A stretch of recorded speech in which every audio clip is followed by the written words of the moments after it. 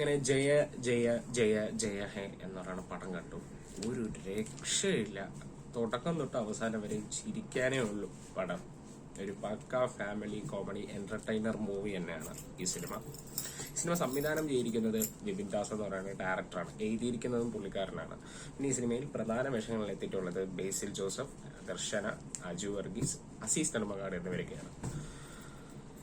Cinema story lineup എന്ന് പറഞ്ഞാൽ നമ്മുടെ ഗ്രേറ്റ് ഇന്ത്യൻ കിച്ചൺ, അത് തന്നെ എടുത്ത് പറയാം. ആ സിനിമയുടെ സെയിം ഒരു പ്ലോട്ട് ഇവിടെയും കൊണ്ടുവന്നിട്ടുണ്ട്. അത് നല്ല കോമഡി ആയിട്ട്, അതായത് ഒരു കോമഡി രൂപേണ ഈ സിനിമയിൽ കൊണ്ടുവന്നിട്ടുണ്ട്.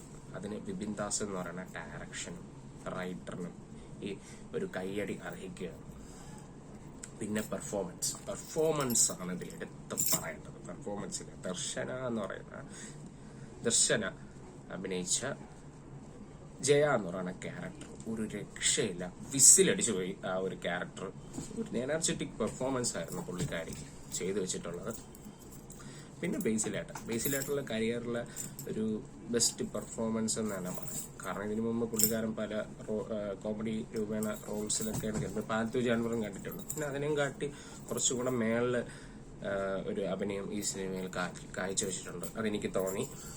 പിന്നെ ബാക്കി എല്ലാവരും കോമഡി രൂപേണ നല്ല രീതിയിൽ സ്കോർ ചെയ്തിട്ടുണ്ട്. പക്ഷെ കൂടുതലും ഞാൻ പറയുകയാണ്, ദർശന രാജേന്ദ്രന്റെ ജയ എന്ന് പറയുന്ന ക്യാരക്ടർ പൊളിച്ചടുക്കിയിട്ടുണ്ട്. അതാണ് എനിക്ക് ഏറ്റവും കൂടുതൽ ഇഷ്ടപ്പെട്ടിട്ടുള്ളത്.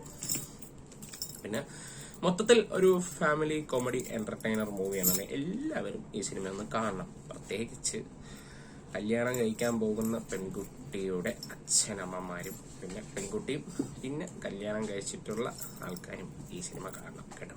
അത് പറഞ്ഞുകൊണ്ട് ഈ വീഡിയോ അവസാനിപ്പിക്കുകയാണ്.